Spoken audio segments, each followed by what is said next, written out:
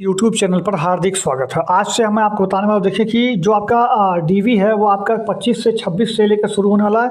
25 तारीख से आपका टीआरई 1.0 का, जबकि 26 से आपका टीआरई 2.0 से आपका डीवी शुरू होने वाला है। ये जो आपका डीवी शुरू हो रहा है ये किस किस डेट में, सबसे पहले तो आप इसको जान लीजिए। आपका 25 से जो है वो टीआरई 1.0 में जितने भी लोग थे जो उनका सप्लीमेंट्री रिजल्ट आया हुआ था उन सारे का डीवी 25 से शुरू होगा। 26 से आपका मध्य विद्यालय ने 6 से 8 का होगा। 27 से 9 और 10 का होगा। 28 से आपका 11-12 होगा और 30 से आपका 1 और 5 का टीवी शुरू होने वाला है। अब आप उस टीवी में आपको लेकर के क्या क्या जाना है और कैसे कैसे आपको सब कुछ करना है। तो सबसे पहला चीज़ कि आपको क्या क्या ले करके डीवी में जाना है। तो देखिए, निर्धारित तिथि को काउंसलिंग देने हेतु उपस्थित होने वाले अनुशंसित अभ्यर्थियों को निम्नलिखित कागजातों को प्रस्तुत किया जाएगा। क्या क्या प्रस्तुत किया जाएगा? सबसे पहली बात कि बीपीएससी यानी बिहार लोक सेवा आयोग के जो अध्यापक नियुक्ति की जो परीक्षा थी उसकी मूल प्रवेश पत्र जो आपने जब पेपर देने गए थे बाबा, तो आपको एक प्रवेश पत्र जो मिला था तो उसकी आप जो है उसको आप लेके जाएंगे। उसकी एक 100 प्रति छायाप्रति भी लेके आएंगे, मतलब उसका एक फोटोकॉपी भी ले जाएंगे और उसका भी आप एक फोटोकॉपी भी, और उसका जो मूल प्रति आपने निकाला था वो भी, यानी सेम टू सेम नहीं होता, तो उसमें आप दोनों वही आपको 2 ठो लेके जाना होगा। तो पहला तो आपको लेके जाना है एडमिट कार्ड। दूसरा आपको क्या ले जाना है, यहाँ पर देखिए। दूसरा आपको जो लेके जाना है फ्रेंड्स आपको, और ये सारे के सारे चाहिए, अगर नहीं होगा तो फिर दिक्कत होगा। दूसरा लिखा है कि मूल आधार प्रमाण पत्र और स्व प्रमाण पत्र की छाया प्रति, यानी आपको आधार कार्ड का अपना जो ओरिजिनल आधार कार्ड होता है वो लेके जाना है। उसके साथ साथ आप उसका एक फ़ोटोकॉपी ले जाएंगे और उस पर अपना ही हस्ताक्षर करेंगे, तो वो आप वहाँ भी कर सकते हैं, बट आप उसका आधार कार्ड, अपना जो ओरिजिनल आधार कार्ड है वो, उसके साथ ही आपका उसकी फ़ोटोकॉपी भी आपको लेना है। बाकी सभी शैक्षणिक एवं प्रशैक्षणिक प्रमाण पत्रों की मूल एवं बिहार लोक सेवा विभाग मतलब वेबसाइट पर अपलोड किए गए प्रमाण पत्रों की डाउनलोड प्रति, जिसमें बिहार लोक सेवा आयोग का वाटरमार्क प्रदर्शित है कि मूल और एक जो है स्व प्रमाणित छाया प्रति भी आपको लेके जाना है। यानी आपके सभी शैक्षणिक, जैसे कि आप 9, 10, 11, 12 ये सब जो पढ़ाई करते हैं ना, जैसे मतलब आपको 10वीं की मार्कशीट हो गई, 12वीं की मार्कशीट हो गई, स्नातक की हो गई, परास्नातक की हो गई, मतलब आपने जो जो किया है, परास्नातक नहीं किया तो स्नातक तक का, उसके बाद बीएड की हो गई, अगर बीएड नहीं किया डीएलएड किया तो डीएलएड का, अगर दोनों किया तो दोनों का, अगर आपका केवल बीएड है तो केवल बीएड का, केवल डीएलएड है तो केवल डीएड का, जो भी आपने अपनी पढ़ाई की है उस सारे का आपको ओरिजिनल डॉक्यूमेंट्स चाहिए। उसके साथ ही साथ उसका फोटोकॉपी भी चाहिए और उस पर आपका स्वयं का हस्ताक्षर भी होना चाहिए। दूसरा लिखा हुआ है फ्रेंड्स कि प्रशैक्षणिक प्रमाण पत्र के अंतर्गत, जैसे एग्जाम्पल के रूप में आपने सीटेट किया है, बीटेट किया है, आपने एस्टेट किया, तो सीटेट में 1 पेपर है, सीटेट 2 पेपर है, एस्टेट 1 है, एस्टेट 2 है, बीटेट 1 है, बीटेट 2 है, तो इस तरह का जो भी आपके पास है उसका भी आपका मूल प्रति होनी चाहिए आपके पास। उसके साथ ही उसका भी आपका फोटोकॉपी और उसके साथ ही आप उसका जो है, और इन सारे चीज़ों का जो आप डाउनलोड करेंगे, जैसे आपने जब बीपीएससी में फॉर्म डाला होगा तो फॉर्म डालते समय आपने कुछ डॉक्यूमेंट्स को अपलोड किए थे, जो अपलोड किए वही आपके वापस से डाउनलोड होंगे, और जो डाउनलोड होंगे उस पर बीपीएससी का एक लोगो लग करके आ जाएगा, वाटरमार्क लग करके आ जाएगा, और वो वाटरमार्क वाला फोटोकॉपी आपको लेके जाना है और वही का मूल प्रति भी आपको लेकर के जाना होगा। तो ये हो गया। बाकी चौथा नंबर लिखा है कि सीटेट, बीटेट, एस्टेट जो उत्तीर्ण प्रमाण पत्र है उसका मूल प्रमाण पत्र, और जो बिहार लोक सेवा आयोग के वेबसाइट पे आपने अपलोड किया था उसकी जो आपकी वाटरमार्क वाली प्रति निकलेगी वो, ये सारा जो उसकी छाया प्रति मतलब उसका फोटोकॉपी, ये सारा चीज़ आपको लेकर के जाना है। बाकी आपका पासपोर्ट साइज फोटो होना चाहिए 3, जैसा कि आयोग में शामिल होने से पूर्व आपने ऑनलाइन आवेदन करते समय जमा किया था, सेम वही वाला चाहिए। आरक्षण का दावा करते हैं तो आप उसका मूल प्रमाण पत्र जो भी आरक्षण का, जैसे आप ईबीएस हैं, ओबीएस, ओबीसी हैं, ईडब्ल्यूएस हैं या एससी हैं, एसटी हैं, जो भी आप आरक्षण का दावा करेंगे उससे संबंधित आपका जो मूल प्रमाण पत्र होगा वो देना है, और उसके साथ साथ जो आपने वहाँ पर अपलोड किया था उसका भी आपको वाटरमार्क लगा वाला कॉपी भी चाहिए, और इन दोनों का फोटोकॉपी भी आपको चाहिए। अगला लिखा, जन्म तिथि में यदि आपने छूट लिया है, आपने जन्म तिथि में छूट लिया है तो जिसके आधार पर लिया है उसका भी प्रमाण पत्र आपको यहाँ पर देना है, और बिहार लोक सेवा आयोग पर उसकी भी प्रति आपको वाटरमार्क वाली डाउनलोड करनी है, और डाउनलोड करके उसका भी फोटोकॉपी आपको करके रख के अपने पास रखना है। अगला, काउंसलिंग हेतु उपस्थित होने वाले वर्ग में 9 से 10 और 11 से 12 में सफल अभ्यर्थी जो हैं वो लगभग 2 घंटे के लगभग 2 सप्ताह हेतु तैयारी के साथ आएंगे। यानी जो 9-10, यानी आप समझिएगा इसको, जो 9-10 काउंसलिंग में उपस्थित होने वाले 9-10 के या फिर 11-12 के सफल अभ्यर्थी ओरिएंटेशन यानी लगभग 2 सप्ताह के लिए आप लोग अपनी तैयारी के साथ आएंगे। यानी आप लोग जब भी आएंगे तो कम से कम 2 सप्ताह का रुकने भर का, खाने भर का, आपके रहने भर का, जो आपके पास पैसा है, सामग्री है, वो आप अपने साथ लेकर के आएंगे, क्योंकि आपको 2 सप्ताह यहाँ पर रुकने का कोई मतलब आपको औचित्य मिल रहा है, तो आपको यहाँ पर रुकना भी होगा। तो जो 9 और 10 और 11 और 12 में है उनको 2 सप्ताह रुकने का अपना व्यवस्था करके आना होगा। अगला लिखा है कि अनुशंसित अभ्यर्थी अपने आधार कार्ड लिंक मोबाइल नंबर के साथ उपस्थित होंगे। यानी आपका जो मोबाइल कार्ड मतलब आधार कार्ड में जो मोबाइल नंबर लिंक है, जैसे आपका आधार कार्ड है उस मोबाइल नंबर कुछ भी जो लिंक है वो, तो दोनों मोबाइल नंबर और आधार कार्ड दोनों आपको लेके आना है, ताकि कोई भी OTP हो तो आप तुरंत मिल जाए। अगला क्वेश्चन है कि पंचायती राज नगर निकाय में नियुक्त शिक्षक व आयोग अनुशंसित औपबंधिक नियुक्ति पत्र के पश्चात एक पक्ष के अंदर, यानी एक पक्ष मतलब 15 दिन के अंदर होता है, नियोजित शिक्षक से अनापत्ति प्रमाण पत्र, यानी वहाँ से आपको जो मतलब एक तरह से आप वहाँ का नौकरी छोड़ रहे हैं, रिजाइन कर रहे हैं, उसका और विमरण प्रमाण पत्र जो कि आपको दे करके संबंधित जिला पदाधिकारी को मतलब समर्पित करेंगे। यानी जब आप इसके ज्वाइनिंग कर लेंगे औपबंधिक नियुक्ति पत्र आपको मिल जाएगा, उसके 15 दिन के भीतर आप वहाँ से अपना उसको जो बोलते हैं कि आपने वहाँ से अपना त्यागपत्र ला करके डाल मतलब यहाँ पे देंगे। अनुशंसित अभ्यर्थी अपने बैंक अकाउंट नंबर के साथ कैंसल्ड चेक या फिर पासबुक की प्रति भी साथ लेते आएंगे। मतलब या तो आप कैंसल्ड चेक भी ला सकते हैं, उसके साथ ही आप पासबुक की प्रति भी आप अपने साथ ला सकते हैं। यानी पासबुक अपना लेते आइएगा, बैंक पासबुक सबसे अच्छा रहेगा। सभी अनुशंसित अभ्यर्थी अपना पैन कार्ड संबंधित जो है वो भी रखेंगे, मतलब अपना पैन कार्ड भी आप लोग अपने पास रखेंगे। तो ये सारी चीज़ें जो कि आपको ले जानी है, आपको अपने 12 डॉक्यूमेंट्स जो मैंने आपको बताए हैं, ये 12 जो हैं उसमें से कुछ चीज़ें जो आपको केवल ध्यान देने की बात थी, जबकि 8 डॉक्यूमेंट्स कुल प्रकार के हैं जो कि आपको लेके जाने हैं, आपको वहाँ पर वो उपस्थित करने होंगे, तभी जाकर के आपका जो डीवी है वो कंप्लीट हो पाएगा अच्छे तरह से। अगला जो है यहाँ पर लिखा है कि जो जिला के मतलब पदाधिकारी लोग हैं उनके लिए ये सब व्यवस्था की गई है। क्या क्या करना है, मतलब वे लोग क्या करेंगे, वे लोग जो काउंसलिंग स्थल पर आप पहुँचने वाले जो होंगे वो प्रदर्शन करेंगे, जो भी कि मैं यहाँ पर सूची में मेरा नाम है, तो आप उसका अभ्यर्थी संख्या हो तो मेरिट लिस्ट से कोटिवार अथवा पृष्ठानुसार समय सारणी से तय करेंगे कि हाँ वो उनका जो है उसी दिन डीवी है कि नहीं है, वो सेलेक्ट है कि नहीं है, ये सारा वो मिलान करेंगे। दूसरा, स्थल पर आवश्यक विषयवार काउंटर का निर्माण करें और अभ्यर्थी को सुविधा हेतु ध्वनि विस्तारक यंत्र जो लाउड स्पीकर वगैरह होते हैं उसका भी व्यवस्था करें। निर्धारित काउंटर की कमियों का प्रतिवेदन करें, मतलब प्रतिनियोजन करें, यानी अगर काउंटर आपके कम है तो उसको बढ़ाया जाए। काउंटर पर आवश्यक उपकरण जैसे computer, scanner, printer, biometric device, internet की व्यवस्था आदि सुनिश्चित करना होगा। काउंटर पर व्यवस्था सुनिश्चित करने हेतु पदाधिकारी और कर्मियों की अतिरिक्त व्यवस्था करनी होगी, मतलब एक्स्ट्रा लोग लगे तो उसको भी लगाइए। शांति स्थल पर मतलब स्तर पर शांति विधि बनाए रखने के लिए कुछ दंड अधिकारी जैसे पुलिस वगैरह का बल भी आप यहाँ पर नियुक्त करेंगे। अनुशंसित अभ्यर्थी द्वारा समर्पित उन्हीं प्रमाण पत्रों का सत्यापन करेंगे और जो बिहार लोक सेवा विभाग पर या तो अपलोड किए गए हैं और वाटरमार्क हो, यानी आप उन्हीं को प्रमाण पत्रों का सत्यापन करेंगे जो बिहार लोक सेवा आयोग के जो वेबसाइट है उस पर अपलोड किए गए थे और उसका वाटरमार्क लोगो वाला जो है आपका यहाँ पर निकला हुआ है, तो आप उन्हीं से उसका जो है प्रमाणित करेंगे। काउंसलिंग स्तर पर समीप बैंक अकाउंट खोलने के लिए काउंटर होना चाहिए।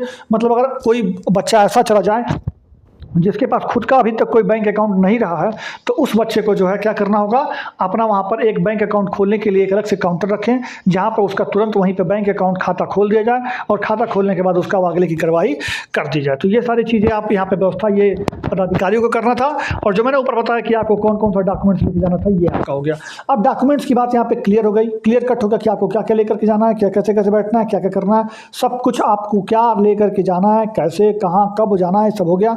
जिला अभी आवंटन नहीं किया गया, जब भी जिला आवंटन होगा मैं आपको वीडियो बना के बता दूंगा।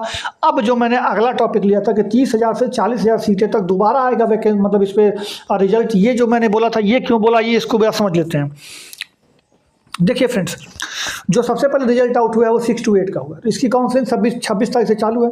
अब 26 तारीख से जिसकी चालू है तो मान लीजिए 2-3 दिन में कुछ लोग काउंसलिंग करा लिए, लेकिन 9, 10 और 11, 12 का जो काउंसलिंग है वो बाद में हो रहा है। तो बाद में होने से क्या होगा कि जो 6 से 8 में भी आएंगे काउंसलिंग कराने के लिए, और वो बच्चा अगर 9, 10 में सेलेक्ट है तो उसमें भी आएगा काउंसलिंग कराने के लिए, 11, 12 में सेलेक्ट है तो उसमें भी आएगा काउंसलिंग कराने के लिए।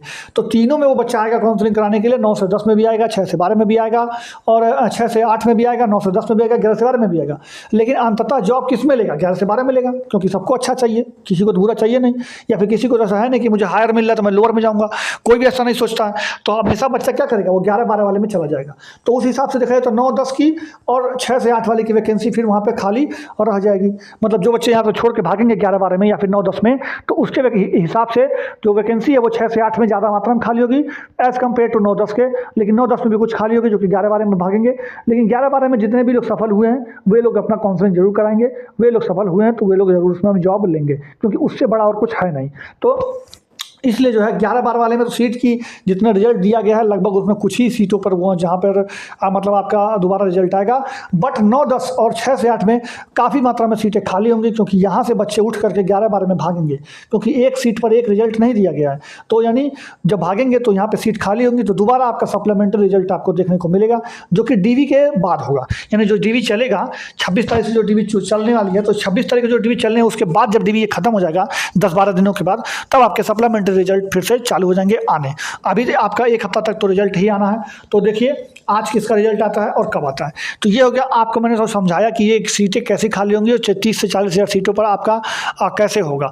तो ये बात मैं बोल नहीं रहा हूँ, ये बात अतुल प्रसाद जी ने अपने प्रेस कॉन्फ्रेंस में भी बोला है। आप चाहिए तो उसको आगे अपना पूरा प्रेस कॉन्फ्रेंस सुन लीजिएगा, मैं वीडियो डाल दूंगा आपको आगे, कि आप अतुल प्रसाद जी ने प्रेस कॉन्फ्रेंस में जो बोला है कि मेरा जो आपका ये जो सीट खाली है उसको हम लोग कैसे भरेंगे, तो वो वहाँ पर उन्होंने ये बात बोली हुई है। तो ये फ्रेंड्स हो गया। तो बाकी मैं आपको जो बता दूं कि आपका जो ये रहेगा, ये सब कुछ ऐसा ही होने वाला है, और इसका रिजल्ट जो है वो आपका आगे। बाकी हाई कट ऑफ जा रही है थोड़ा, क्योंकि 6 to 8 में बच्चे अच्छे हैं और ज़्यादा हैं, तो इसलिए 6 to 8 में कट ऑफ हाई है। बाकी 9, 10th और 11, 12 में कट ऑफ उतनी हाई नहीं रहेगी, नॉर्मल ही रहेगी। और 1 to 5 में भी कट ऑफ हाई नहीं रहेगी, क्योंकि वहाँ पे बीएड स्टूडेंट नहीं है, वहाँ पे केवल ड्यूअल स्टूडेंट, तो बीएड स्टूडेंट नहीं है, तो इसके कारण जो है वहाँ पे कट ऑफ भी थोड़ी नीचे रहेगी 1 to 5 में। तो उम्मीद करता हूँ आपको पूरी बात समझ में। आगे का इंटरव्यू उनका जरूर सुन लीजिएगा, जिसमें उन्होंने ये बात बोली हुई थी, जो कि मैंने आपको भी डिस्कस की हुई है। तो अच्छा, आशा करते हैं आपको समझ में आया होगा। तो चलिए वीडियो को लाइक कर दीजिएगा, चैनल को सब्सक्राइब जरूर कर लीजिएगा। अपनी कार्रवाई कर भी रही है। अब इसके बाद हम लोगों ने TRE 2 का जो अब रिजल्ट हम लोग बना रहे हैं, TRE 2 का अभी कोई भी रिजल्ट बना नहीं है, इसलिए लोग इसको तरह तरह के लोग फिर से अटकलबाजी करने लगे कि हम लोग ये कब हो रहा है, तो ये हो रहा है। पहले भी लोग कह रहे थे कि खरमास खत्म होने के पहले आ जाएगा वगैरह वगैरह, कई तरह के लोग अपनी, या फिर लोग कट ऑफ करने लगते हैं, तरह तरह की बातें करने लगते हैं। मैं आपको थोड़ी सी इसके पृष्ठभूमि में कुछ जानकारी देना चाहूँगा कि ये कार्य कितना कठिन है, जटिल है, और उसमें ही छुपा हुआ रहेगा कि जो लोग ये मांग करते रहे हैं कि 1 सीट 1 रिजल्ट जो मांग करते रहे हैं, मैं उसके बारे में भी आप लोगों को कुछ तथ्य दूंगा, और आप लोग समझ जाएंगे कि अगर कोई चांद की इच्छा रखता है तो चांद तो दिया नहीं जा सकता है। बोलेगा कि हम चांद पर पहुँच के घूमना चाहते हैं तो वो संभव नहीं होता है बहुत बार। देखिए, ये जो TRE 2 की जो परीक्षा है, इसमें हमें इस एक रिजल्ट नहीं है, इसमें हमें 90 रिजल्ट बनाने हैं, 90। और उसमें मैं बता दूं कि एजुकेशन डिपार्टमेंट के 63, सोशल वेलफेयर डिपार्टमेंट के 2, और SC/ST वेलफेयर डिपार्टमेंट के 2, और EBC BC वेलफेयर डिपार्टमेंट के 25। इतने रिजल्ट्स बनाने हैं, मतलब इस एक परीक्षा या एक नाम TRE 2, लेकिन इसमें 90 रिजल्ट्स बनाने हैं। सर 90 रिजल्ट्स निकलेंगे, 90 रिजल्ट्स निकलेंगे, और इसके तहत आपका फिर डिस्ट्रिक्ट एलोकेशंस भी जहाँ जहाँ होना है वो भी होना है, वो भी किया जाएगा। अब इसमें स्थिति यह है कि जो लोग इसकी डिमांड कर रहे हैं कि 1 जॉब 1 रिजल्ट, TRE 1 में इसका कोई नुकसान तो हुआ नहीं किसी को, क्योंकि मल्टीपल रिजल्ट्स के केस में सप्लीमेंट्री रिजल्ट से उसकी भरपाई कर दी गई जहाँ जहाँ संभव था। 1 जॉब 1 रिजल्ट संभव नहीं है देना, वो इसलिए संभव नहीं है, ऐसी बात नहीं है कि हम लोग इसको नहीं करते हैं। कई लोगों ने कहा कि UPSC करता है, रेलवेज करता है, तो BPSC क्यों नहीं करता? BPSC तो कर ही रहा है। हमारे जो सिविल सर्विसेज की जो एग्जाम होती है, कंबाइंड सिविल सर्विसेज की जो एग्जाम्स हैं, उसमें तो हम लोग 1 जॉब 1 रिजल्ट तो करते ही हैं, आज से नहीं कर रहे हैं, वर्षों से कर रहे हैं। तो क्या कारण है कि TRE में हम लोग इसको नहीं करते हैं या नहीं कर सकते हैं? मैं थोड़ा आपको बता दूं आपकी समझ के लिए, कौन कौन से फैक्टर्स जो होते हैं हमको रिजल्ट बनाने में हमको ध्यान रखता है और हमारे रिजल्ट बनाने की प्रक्रिया को गंभीर बनाता है, जटिल बनाता है। हम लोगों ने 67 का जो फाइनल रिजल्ट बनाया, उसको हम लोगों ने सॉफ्टवेयर डेवलप करके बनाया। उसके पहले हम लोग जो भी कंबाइंड सिविल सर्विसेज का जो फाइनल रिजल्ट बनाते थे, उसमें जो अलग अलग जॉब का जो ऑप्शन जो देते थे, उसको बैठाने के लिए हम लोगों को कम से कम 15 दिन लगता था मैनुअली करने में, 15 दिन से 1 महीना लगता था। क्योंकि हम लोगों ने सॉफ्टवेयर से किया, और सॉफ्टवेयर डेवलपमेंट करने में थोड़ा टाइम लगता है, वो अलग बात है, लेकिन सॉफ्टवेयर को उस आंकड़ों को प्रोसेस करने में भी 30 से 45 मिनट लगता है। और कौन सा आंकड़े हैं उसके, जो हम लोगों ने 67 में चला करके सॉफ्टवेयर को देखा, तो कौन सा आंकड़े थे? नंबर ऑफ कैंडिडेट्स लगभग 2000, वैकेंसीज 802, रिजर्वेशन के जितने वैरायटी हैं उसके हिसाब से 16 तरह के होते हैं मामले, जॉब ऑप्शन करीब 29 से 30 था, और इसको कंप्यूटर के सॉफ्टवेयर से प्रोसेस करने में 30 मिनट नहीं हो रहा है। देखिए, हमारे यहाँ पहला जो है क्वालिफाइंग कट ऑफ है। क्वालिफाइंग कट ऑफ जो है वो रिजर्वेशन कैटेगरी वाइज अलग अलग है, जो कि GAD का सर्कुलर है, जो 40% है, 32% 35% है वगैरह वगैरह। ये हमारे स्टैंडर्ड जो है पहले से बने हुए हैं।